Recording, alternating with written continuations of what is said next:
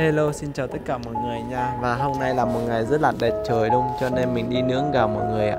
Hiện tại là mình đang đi ở trên đồi nha mọi người, cho nên không có củi, mình đi trộm tre của người ta thôi nha.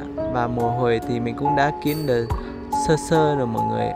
Ok, và hiện tại là mình đang nhón lợn rồi mọi người ơi.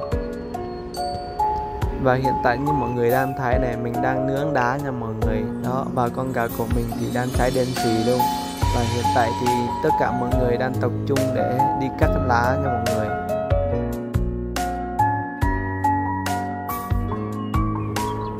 Và mình nướng được mồ hôi thì thật sự rất là nóng luôn mọi người, cho nên mình đã đi táng nha mọi người.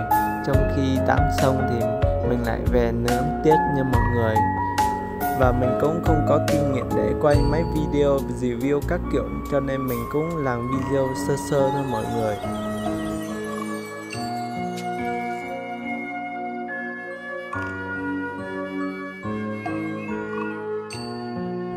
Và hôm nay là mình đi là một ngày thật sự rất là nắng luôn mọi người. Như ở suối ở đây thì lại rất là mát luôn mọi người ạ.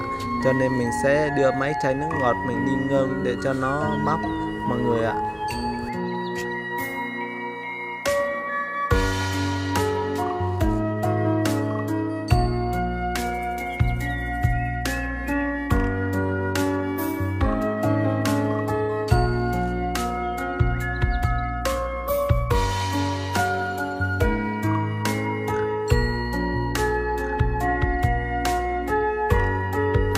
Và đây là thành quả sau 4 tiếng mình đi nướng gà nha mọi người. Hiện tại thì mình sẽ nhậu thôi mọi người ạ.